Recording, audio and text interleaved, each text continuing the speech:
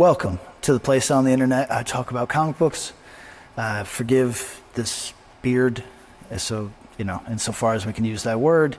I'm going to let it ride another couple weeks. I don't really have to be in front of people outside of these videos until then, and I've decided just let's be painful together. So today I would like to discuss a simple concept that I think will resonate with a lot of you, though you may not have thought about it before. There's all this conversation about why manga is doing better than Western comics, right? And there's now speculation that the manga market is shrinking. That's to be expected. These things boom and bust, but why? Why is it the case that young people are excited for manga and have very little interest in Western comics? What's the reason? Well, a lot of reasons, including just the fact that when things are deemed to be foreign, there's some allowances in content that people don't extend to Western creators, right? So if you pick up even very mass market manga, you're going to find themes, character actions that just would not fly in American comics. But this is the topic: is why do we think they can't fly? Why do we think that we can't? The horny old man who is a staple. It's a trope for a reason. It's a stock character in manga. It doesn't exist in American comics, nor should it exist as a one-to-one. But why are we afraid of that same type of content? Why are we afraid of fan service, right? And the reason is the internet. There's social mores where the kind of the loudest moralizers will get on and use it as an opportunity to fill their days or whatever. But that's not really good reason. We're trying to sell books. We're trying to reach people with our art, right? Why am I limiting myself? Why am I allowing, for lack of a better accounting, a dozen people to hold me back? I don't know that I've ever done that consciously. Maybe on one occasion in my entire career have I said, I don't want to deal with the bullshit, and made a choice. I think for most of us, we're making silent choices. We're making the subconscious ones. This is what they call a chilling effect in speech, right? It's not because we all know. It's because we all know in an ingrained, a semi-conscious, subconscious way what will be allowed, what won't, etc. And here's the larger point. The result is compromised books. The result is never being fully any one thing. This is what I think we have to realize about American comics more than anything. They satisfy, they scratch no itch. They satisfy no one completely. So what is in vogue right now is fake smart. I could see it being fake edgy in a couple of years. We're probably a little ways off from fake sexy. But do you see the problem here is that it's always fake, right? And some of these things are challenges to start, right? Like, is everything fake smart right now because people are scared? No, it's because they're literally not smart enough to write a smart book. Not an insult, by the way, or at least not one I wouldn't also self-direct, because I'm not smart enough to write a smart book. And really, therefore, I don't try. I am edgy enough to write an edgy book, I imagine. I don't know. We'd have to ask my wife if I'm sexy enough, but to write a sexy book. But the point here is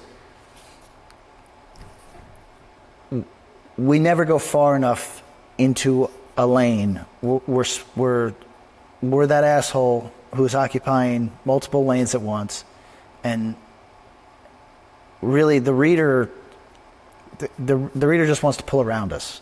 The reader doesn't want to deal with this bullshit because they have the option of going to manga where they can find a book that goes all in and isn't scared, isn't compromised, and will be as sexy as they want it to be, will be as edgy as they want it to be, as violent as they want it to be, and occasionally as smart as they want it to be. And we never do that in American comics. Here's a question to reflect on, whether you like edgy material or don't. When was the last time you read something legitimately edgy? Not the most sensitive person may have a problem with it. I mean properly edgy, right? There's an artist edition of the Pearson book Body Bags coming out, right? And if you've ever read that, it is of a time, for sure. And it is edgy in a way that it never is going to age well, although his art and storytelling has aged impeccably well. But if you read it now, you have to take its era into consideration. But hear me out. That's as it should be. We shouldn't be trying to achieve posterity in monthly periodical comic books. We should be trying to speak to what is speaking to us in this moment, right?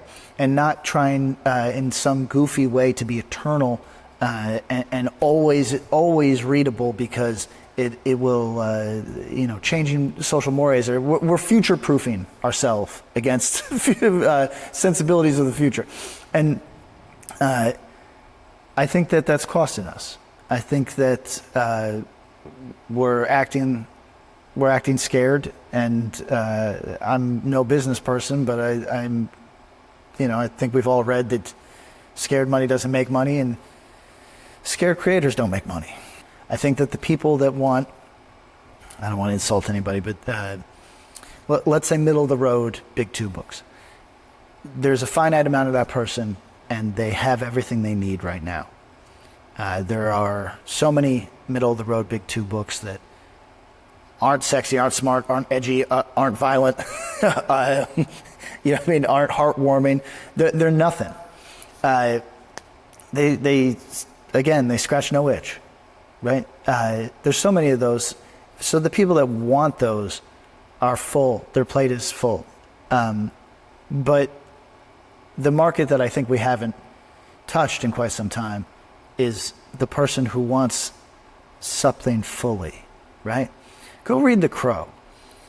You're going to find a million things wrong with it, but it is so fully one thing, right? And that's why it resonated.